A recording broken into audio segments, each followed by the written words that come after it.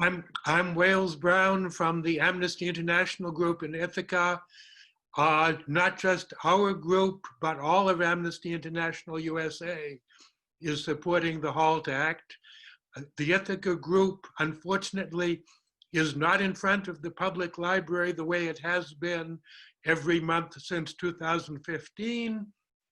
There's not enough of us this month, but we want to see the legislature come back virtually, however, anyway, and pass the HALT Act. I'll just say our assembly member is for it. She's retiring. We've already reached out to the 7 candidates who all want to replace her in office, and we hope they will make the HALT Act part of their campaign right now. And Uta is a teacher of human rights. Do you want to say just one word? Yes, thank you, Wales. So like Wales, I'm also a member of Amnesty International in a leadership role. And many of you have seen me in Albany. I teach a course at SUNY Cortland on prisons and punishment. And every spring semester, I bring students to Albany to lobby with cake, to lobby to get the HALT Act passed. And I just want to let everybody know that my students were very disappointed this year because they were ready to go. There were at least a dozen of them who were ready to go to show their support.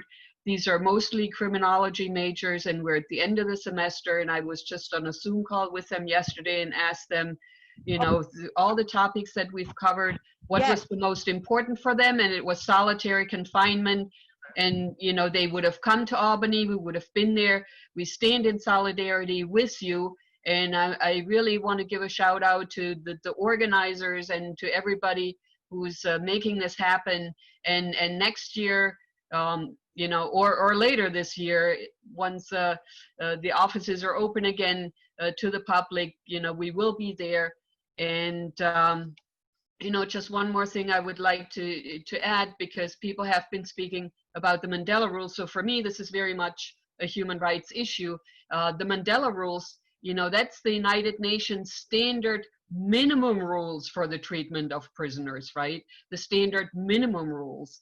And, you know, just if people want to look it up, I know there's been a lot said about that, Rule 43 and Rule 44 in particular.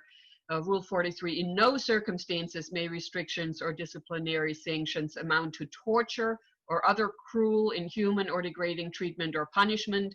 The following practices in particular shall be prohibited: indefinite solitary confinement, prolonged solitary confinement, placement of a prisoner in a dark or constantly lit cell, corporal punishment, collective punishment, and then Rule 44, and this is the one, of course, that is so important. For the purpose of the rule, solitary confinement shall refer to the confinement of prisoners for 22 hours or more a day without meaningful human contact.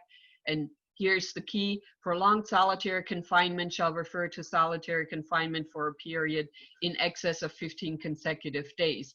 And then there are other rules in terms of, you know, what the specific conditions are that would make it allowable.